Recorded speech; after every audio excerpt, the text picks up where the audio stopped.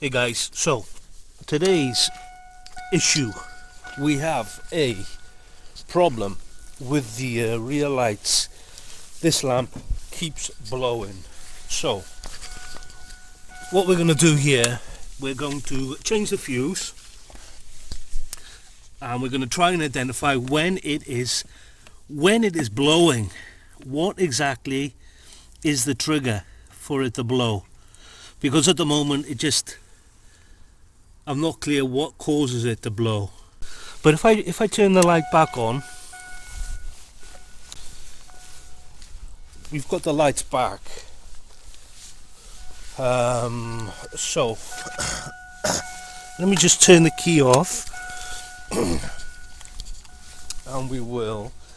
I think it might be when I open the trunk, so we'll just see here there is a switch in the lock, so that doesn't do it.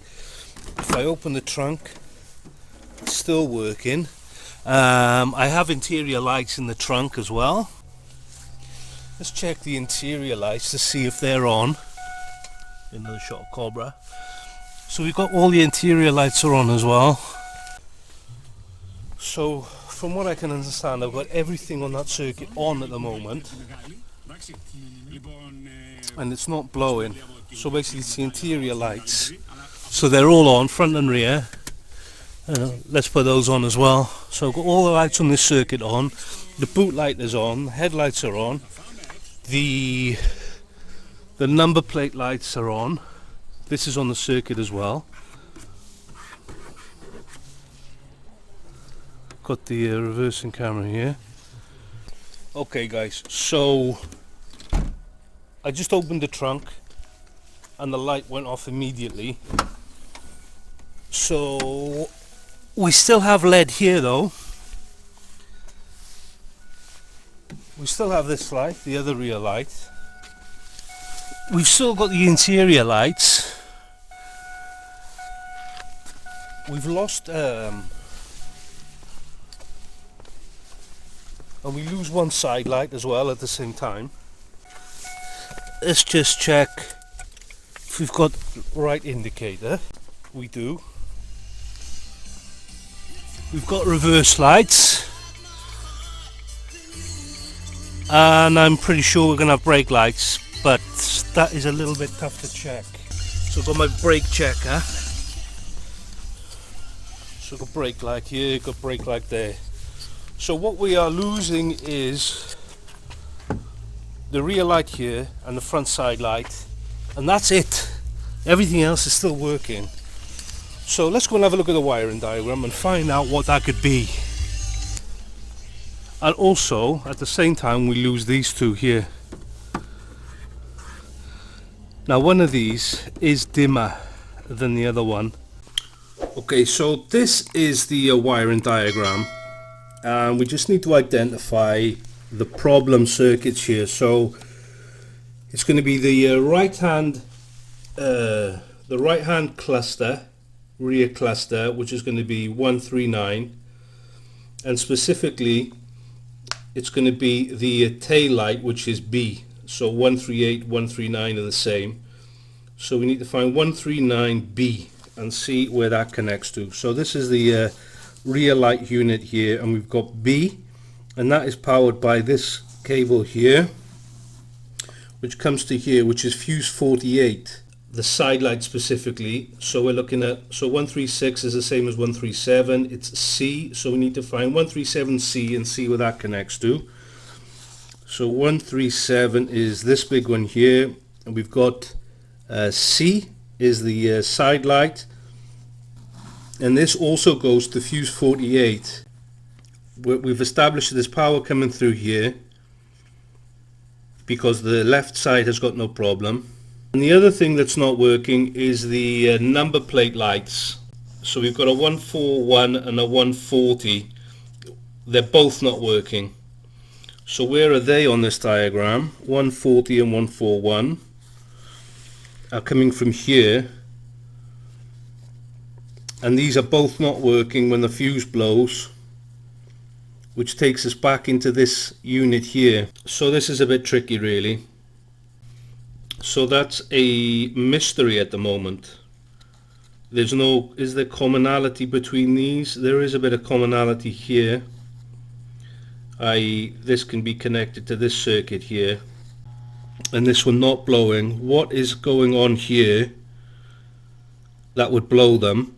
So we've said that opening the rear hatch, opening the boot, is what triggers the problem. So let's see what happens when we open the boot. We've got interior lights here, and we have to assume that it's going to be the luggage compartment light that is causing the problem, which is a 157. This comes from diagram 8 V and W, and the 122 is the tail lock unit, which is basically what switches this light on. So let's go back to diagram 8 and see why diagram 8 arrow V, and see what that is doing. So diagram 8 arrow V, so this is arrow V here. So this is working, and this has got power all the time. We do have a diode here, and this is the central fuse box. So we can say that this is on. So we've got the interior lighting. Let's say that these are okay. This side, this loses power here, and this fuse blows here, which leads to these losing power. So it would suggest that there's an issue with this side of the circuit. I think these are innocent victims of something. Why would 148 blow, and why would these stop working when the tailgate is opened? What I'm going to do, guys, is I'm going to assume that maybe this wiring diagram is not exactly the same one for the car. The car is a very early version. There are differences in the electrical system. For example, the car that I have has a map sensor, and the diagrams in this manual are for cars with a MAF sensor. Like the slightly later cars had a MAF sensor. So I'm assuming it's quite possible that this circuit here for the rear number plate lights was changed to connect to this circuit here. Complete shot in the dark here, I'm completely guessing. But if this wire here was actually connected to this wire here, it ran through this fuse, that would explain something, because I have put 2 of these LED lights into these bulb holders here, and one of them is working okay, the other one is dim. So perhaps we have an issue with this bulb, and this is leading to an excessive current drain through here. That is the complete guess at the moment. So what we're going to do, we're going to replace the one number plate bulb, and we're going to see if this stops this from blowing. Complete guess, guys, but this is the best guess I have at the moment. So let's go and do that. Problem light here, and we can see that we have a potential issue. It is burning. So this looks like this could be the problem. Definitely, that's been getting hot by the looks of it. Clean these terminals off a little bit. Got all the interior lights are okay, no problems there. If we come around here, this is working, no problem here. This light is working now, this light is working now. This light is not working. Oh, you know, it could be polarized. Let me just swap it around. Okay, so we've closed the boot. We'll just check that the light is off. Yep, the light is off. We've got the side lights on, they're working. So let's open it now. That's it. I've turned the key. Let's see if that has turned the light on. Yes, it has. It's turned the light on. So opening it shouldn't do anything. Okay, we'll close it again. Just double check that light. It's off. We'll turn the key. Nothing.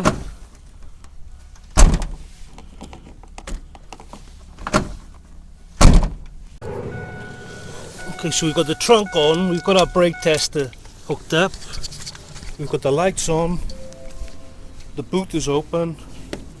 We've got the reverse. This is still working. Interior lights are on. These two are working. We've got the reverse camera. Everything seems honky-dory here. So potentially, guys, what it was, we had a dodgy bulb, and this was taking out the circuit, and perhaps the wiring diagram in the book didn't cover the very early focus models, and this is why the wiring diagram didn't make sense. At the moment, it all seems okay. We'll leave it 5 minutes and we'll see what happens. For the last sort of 5 minutes, at the moment, that seems to have solved it. I'm not entirely sure why. I think what they've done is they've moved this over to this, so it taps into this F48 fuse now. If this is connected to here, this would explain why the F48 is taking out the side light at the front, the tail lights and the number plate light in one go. Those are the three things it's taken out. I'm not exactly sure why opening the trunk would trigger it. I'm just going through this video now and editing it, guys, and I think I've realized what had happened here. When I open and close the trunk, it's taken out the rear right cluster. So that had me thinking that it was the something to do with the interior lighting circuit is what was taking out those lights, and I couldn't think of what the connection was between the interior lights and the exterior lights because the two circuits were separate.